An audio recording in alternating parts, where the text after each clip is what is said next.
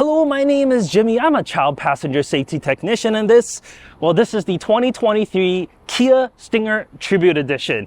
This is an amazing vehicle, but it is the last year. Introduced back in 2018 and got a refresh in 2021. Well, it's just not a volume seller, so Kia is killing it off. I mean, in Korea, Genesis GV70, it's the same platform really underneath this. It sold 13 times more than the Stinger. 13 times!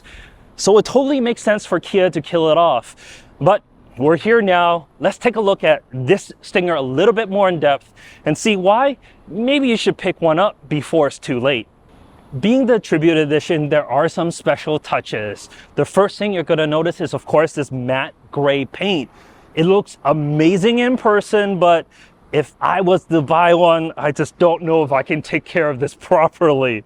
But it does look great. You got these beautiful LED headlamps on the front, this dark chrome grille in the middle. It's still a very aggressive front end. And while these are fake up here, I actually do like how they look. On the side here, we got these 19-inch blacked out alloys. They actually look pretty good in my eyes. And behind that, you got big Brembo brake calipers. On the side, well, it's your typical Stinger shape. This coupe-like sedan that's basically combining a coupe-like roofline, but with 4 doors, which in theory is quite smart, but we're gonna see when we go to the back seat. Headroom is a little limited. We do get proximity door locks on the front, but sadly not on the rear. I must say, I really love the shut line from the door. It's seamless. It goes all the way across the top. It's detail like this that like German manufacturers tend to have, but that looks great. Of course, LED tail lamps across the rear deck here. That also looks really, really nice. I must admit, I kind of like the previous generation Stinger taillights, but this full width light bar, yeah, I'm a sucker for that. Essentially, this Stinger looks basically the same as the 2018 version. Yes, there has been updates along the way, and the Tribute Edition makes it a little bit more special, but overall, it is essentially the same vehicle. And back here, I do love a good hatch because this hides a vast 23.3 cubic feet of space. I mean, this is huge. Strollers, no problem. Golf bags, no problem. And you can fold down the rear seat 60-40 to gain even more space. I love a hatch. Why don't they make more hatches? I don't understand. But let's head to the inside. All right, the back seats of the Stinger. I'm 5'11", and headroom is actually pretty good. Knee room is also decent, but legroom is definitely cramped. I can't dig my feet underneath the front seat there. But it's not horrible. I mean, yeah, the windows is actually kind of small, but you know what? I don't feel like super claustrophobic back here, even with this really nice dark Alcantara headliner that I have above me. The seats themselves, they are heated, which is nice, and I do get vents on the front here, USB ports, as well as a 12-volt socket. If I want to be a little bit more comfortable, of course, I have an armrest with my integrated cup holders, so I can lounge just a little bit if I like. If you're going to be putting child seats in here, as I am a child passenger safety technician, I do want to tell you this roofline does not make things easy. Here on the driver's side, this is a collect lane infant seat. While yes, I was able to put this infant seat in, I did kind of have to duck the seat in a little bit. So it was a little bit difficult to put in, however, still very possible. On the passenger side, this is a collect foof in rear facing. I mean, my son at 3 years old, as you can see, he can climb in here no problems at all. But if I was to put him in, I essentially have to like fold him up and kind of like squeeze him in here. Not the most family-friendly roofline. However, when he goes forward-facing, it shouldn't be a problem. And even if you have a booster in here, that should be decent as well, because the headrests, you can remove them if you need. In terms of lower anchors, there's 2 sets, one on the driver's side and one on the passenger side, and they're just behind these plastic clips here, and there are 3 upper anchors just behind the bench. But let's move up to the front. All right, the front seats. As said, 5'11", so headroom and legroom is actually decent. I mean, I can raise the seat up a little bit more, so if you're shorter, you should still fit decently well in here. The seats themselves are heated, they're cooled. No massaging, that's okay. But you do get active bolsters on the side. So if you put it on sport mode, it does squeeze you in, which is quite nice. You actually get that on the second trim and up here in Canada. And I can't remember in the US, but it's definitely not available on the base trim. But the Nappa leather is nice and soft, and I got extendable thigh cushion, 4-way lumbar support. These are great seats. I don't have any problems with them whatsoever. In front of me is your typical Kia steering wheel. You got all the typical buttons you would need. I must admit, the Kia airbag in the center isn't the highest quality, but the leather on the side and the stitching, that is definitely great. You do get some paddle shifters on the back, and then right behind that, you get your partial digital and analog cluster. You got your tach on the left, speedometer on the right, and a decent sized screen in the center that has been updated since it was introduced. Now you get a little bit more with that display, including if you have the 360 camera, you can see your blind spot monitoring as well. That is actually a really good feature. Above that, you do have your heads-up display. It's pretty normal, I would say, nothing extraordinary, but it does help you, well, just read your speed a little bit more effectively than if you were to look down. The infotainment has been updated back in 2021, and now it's a widescreen unit.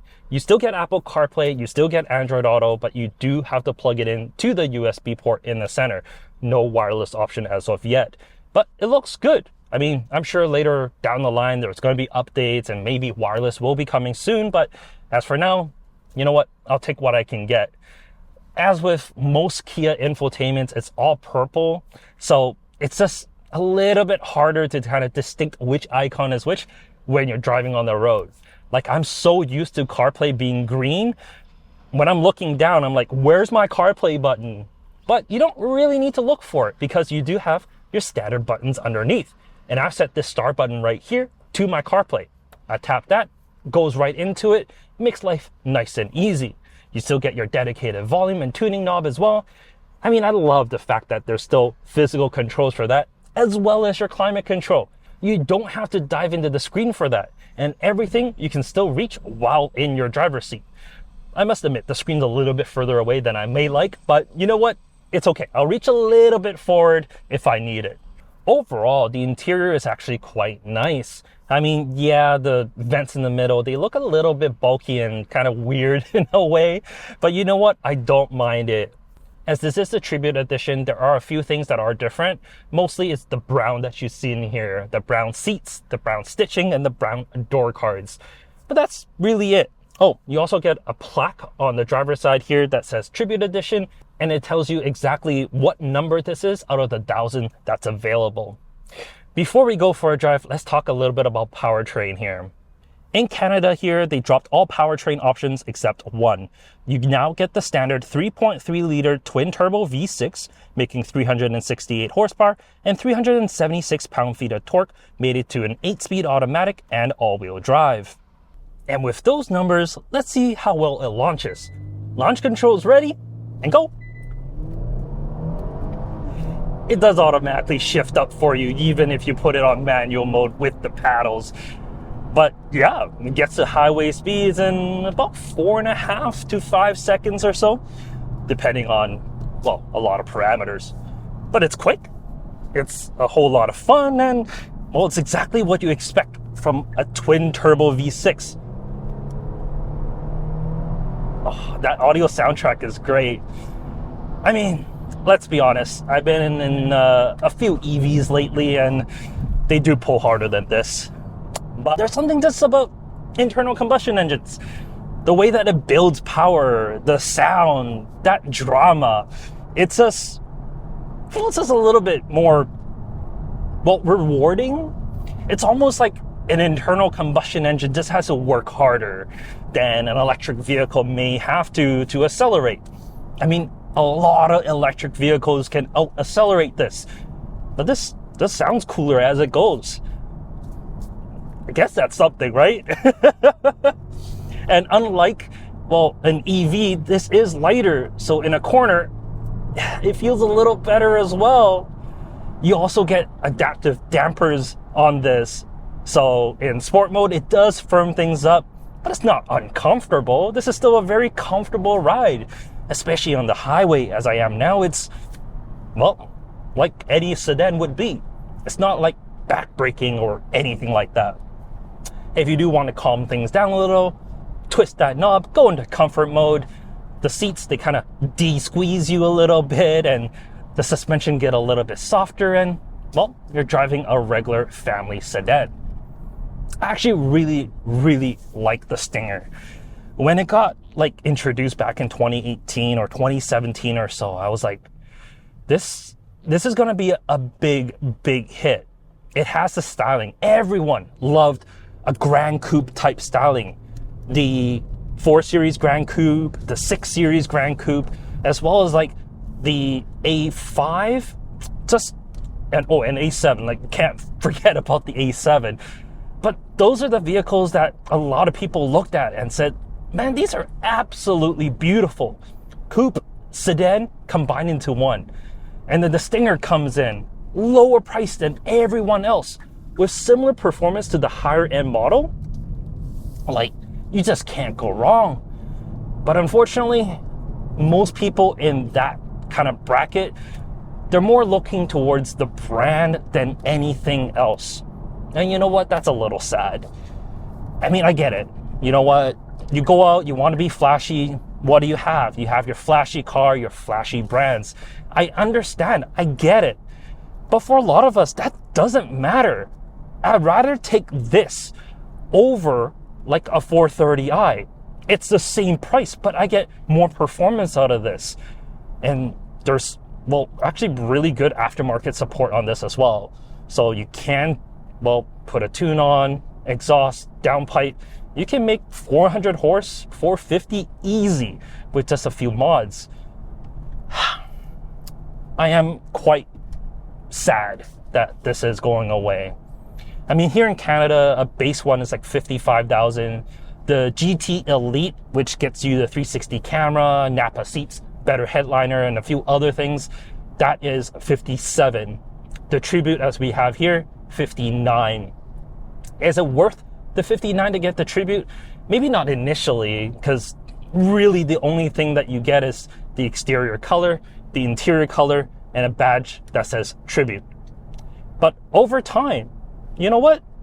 Because it's such a limited 1,000 car run, it may be worth something on like Bring a Trailer or Cars and Bids in, 10, 15, 20 years down the line. So maybe your ROI may be decent, but who knows? What I do know is if you can find a Stinger, if you're looking for a 4-door sports sedan, just forget about the brand for a minute. Forget about the 430. Forget about your base A5. Go check out a Stinger. It's got to be worth your time. It's such a great car. There's a lot to love about this.